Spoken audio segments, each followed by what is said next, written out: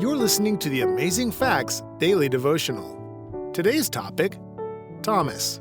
Cancer Saved My Life, Part 1. Thomas grew up going from foster home to foster home.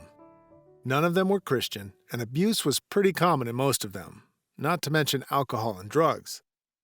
The emotional pain he experienced was so intense that suicidal thoughts were normal for as long as he can remember. My life was a total mess, he shares. I didn't trust anybody. He felt like a piece of worthless junk and wondered if life was worth living. If I will never amount to anything, why go on?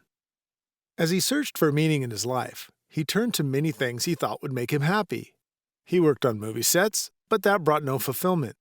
He turned to worldly music, but it left him feeling empty. He thought that being married would fill a void in his life, but after 5 years in a marriage, it disintegrated. At one point, he moved across country, but ended up going further into drugs and alcohol. I felt like I was sinking deeper into the pit of hell. I began wondering if God would help me find answers, so I began checking out different churches. I tried the Mormon Church, the Catholic Church, and others.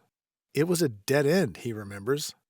He moved back to where he began, but kept sliding lower into despair. My life was out of control. I tried suicide several times. I didn't want to live. I was angry and put up emotional walls to keep people away. When Thomas's health took a turn for the worse, he checked himself into a hospital. The doctor that first worked with him said, "If you had continued drinking and doing drugs, I would have given you about 1 week to live." After doing several tests, they finally discovered he had terminal cancer, an incurable rare form of leukemia. Would this be the end for Thomas? Or the beginning? Can you think of a difficulty in your life that turned out to be a blessing in disguise? God can use trials to polish gems for His kingdom. Our key Bible text today comes from 2 Corinthians chapter 12 and verse 9.